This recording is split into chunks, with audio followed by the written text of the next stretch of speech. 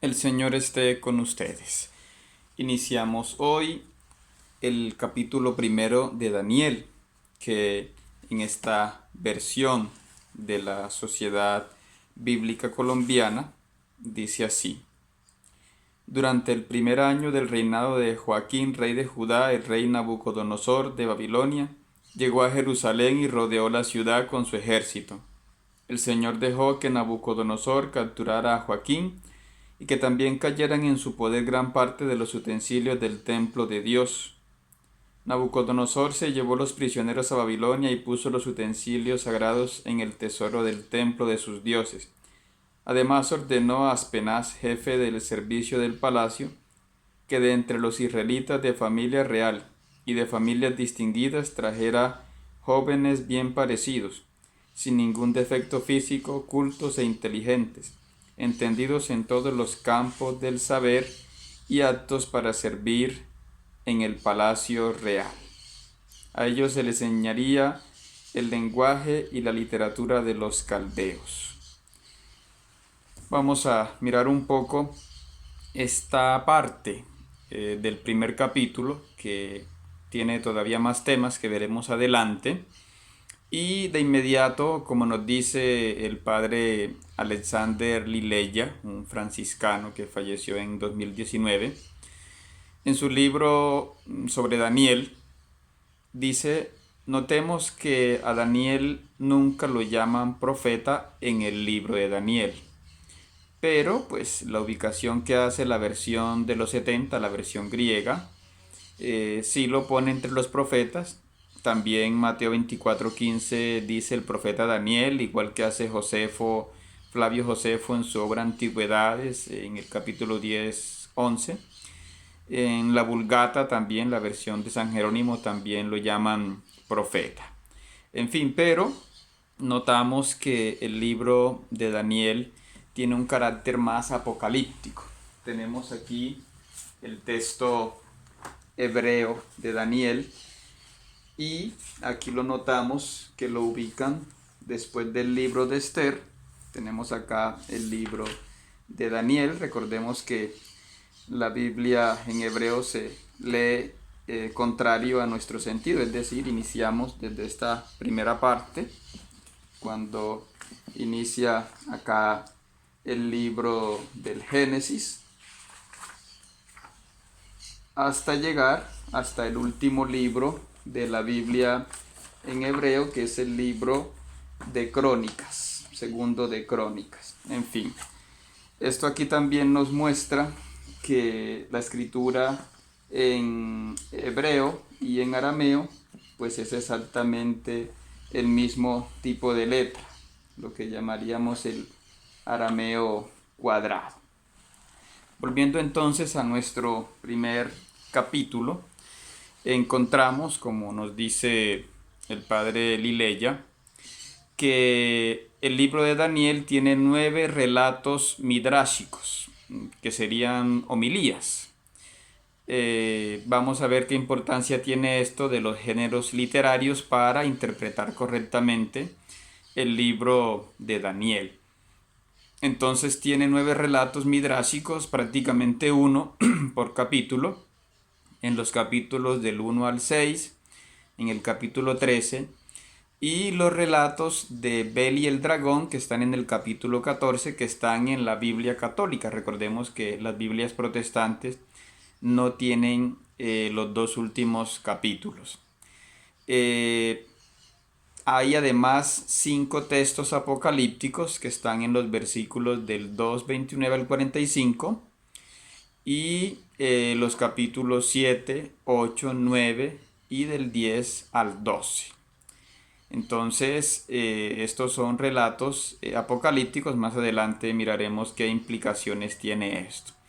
Nos dice el padre Lileya que estos relatos midrásicos o comentarios están dentro del género literario que llaman la historia del cortesano con éxito.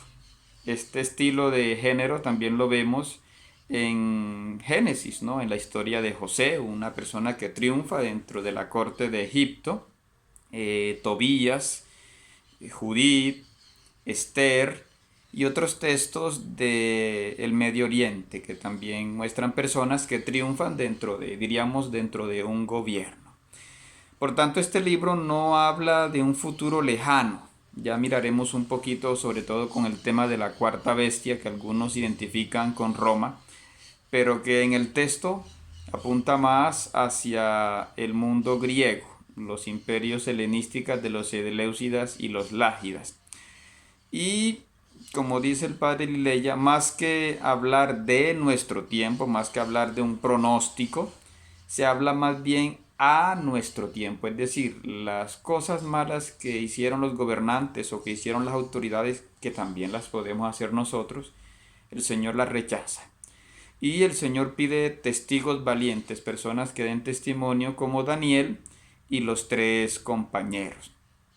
Entonces el libro de Daniel hace una teología de la historia. Recordemos lo que dice Romanos 13:1, porque no hay autoridad sino por Dios y las que existen por Dios han sido establecidas. Es decir, el mundo no se le ha salido a Dios de las manos. Dios siempre tiene el control de la historia. Por tanto, la historia de Daniel, más que cronológica, es una historia de salvación.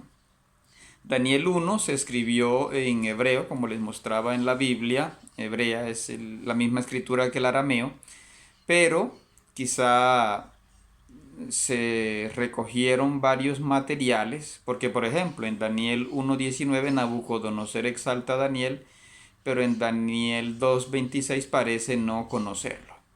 Otro detalle que notamos es que en Daniel 1:1, que leíamos, hay un asedio a Jerusalén, pero dice que fue en el tercer año del rey Joaquín, que fue un rey muy terrible. Y no habla tampoco de Sedecías, que sí lo nombra Primera de Crónicas 36, 5, 20, que además reinó 11 años, Sedequías. En Primera de Reyes se dice que estuvo como vasallo 3 años hasta su deportación.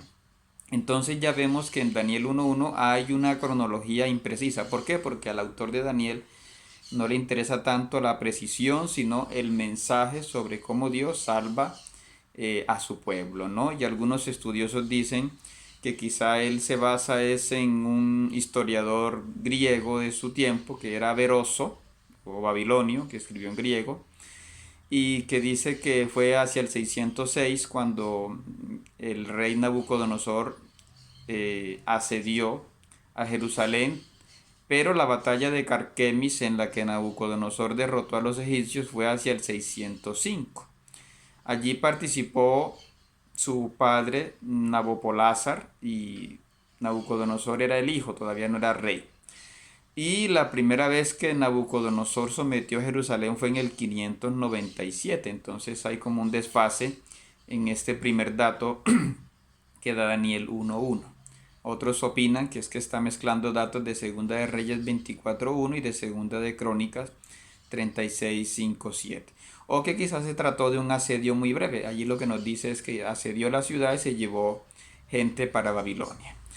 Aquí enseguida se nota que, como nos dice el comentario de la Biblia de Jerusalén, se está imponiendo un modelo de educación imperial donde a los jóvenes se les aparta de su cultura, de sus padres, se les aísla por 3 años, no en un gueto, sino, es decir, no en un lugar deplorable, sino al contrario, cerca del palacio para que ellos vean las ventajas de ser fieles al imperio, de verse asimilados como los demás vasallos, de verse privilegiados frente a sus paisanos. Aquí se cuenta que ellos vivían bien, pero los otros judíos no estaban viviendo bien.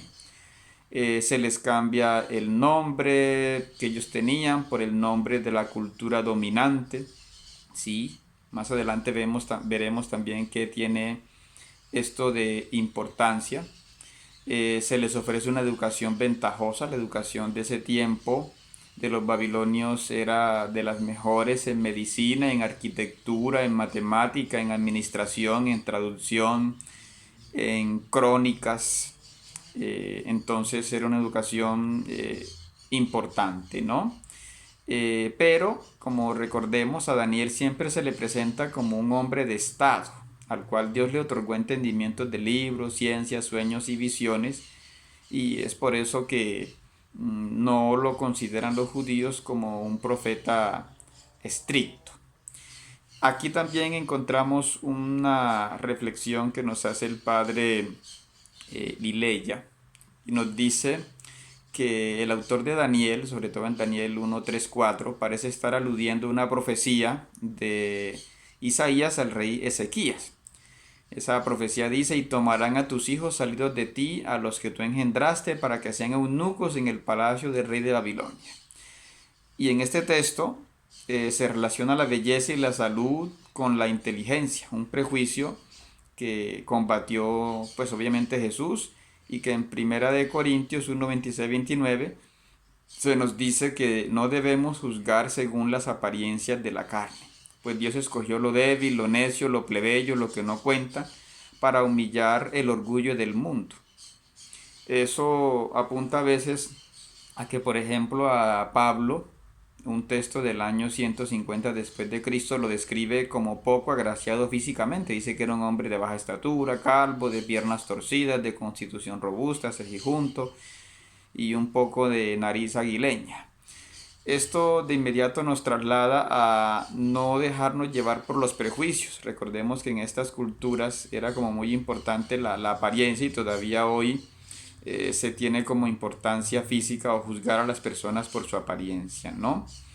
Por último, vamos a ver el significado de esos nombres a los que se les cambia a Daniel y a los tres jóvenes, ¿no? Esto nos lo dice el padre Maximiliano Cordero, que nos recuerda que Daniel significa Dios es mi juez, porque es Dios quien juzga la historia. Eso lo vemos en este libro claramente. Ananías significa Yahvé ha tenido piedad, porque ha tenido piedad de su pueblo que está desterrado, ¿no? Misael es prácticamente el mismo nombre que Miguel. ¿Quién es lo que Dios o quién como Dios? Porque aquí está defendiendo el monoteísmo contra el politeísmo babilonio. Azarías significa Yahvé ha ayudado, o sea, porque Dios está cuidando a su pueblo. A Daniel le ponen el nombre de Baltasar, que es una transcripción de un nombre babilonio, Vayasusu Usur, que significa protege su vida, pero que también lo transcriben Belteishashar, casi como el mismo nombre del rey último de Babilonia. A Ananías se le pone como nombre Shadrach, que significa siervo de Aku, que es el mismo dios babilonio Sin, el dios de la luna. A Misael le pusieron Misha, que significa quien como Aku, que es pues otra deidad, la misma que decíamos, ¿no? De Sin. A Azarías se le pone Abednego, o siervo de Nebo. Recordemos que es el mismo dios cuyo nombre lleva Nabucodonosor, ¿sí? Entonces, pero el redactor aquí le pone más bien Abednego. Le cambia un poco la ortografía, ¿sí? Igual que se cambia algunos nombres, ¿no? En la Biblia pasa eso, como Isbaal en 2 de Samuel 2.8, al que le ponen Isboset para ridiculizar ese nombre, ¿no? Y como decíamos, aquí también está esa discusión que había en la época del autor, porque un sumo sacerdote ilegítimo, que fue Josué, en la época de Antíoco IV Epífanes, sobornó a este malvado rey para deponer a su hermano Onías III, y además se cambió su nombre Josué, un nombre hebreo, por Jasón, ¿sí? Un nombre griego. Eso se ve en 2 de Macabeos 4:7 al 14.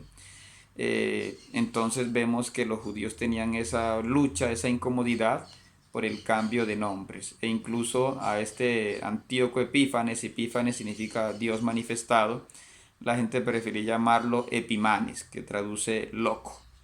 Es un poco como vemos la discusión de fondo también que hay con el tema de los nombres. Más adelante veremos la discusión sobre la comida babilonia.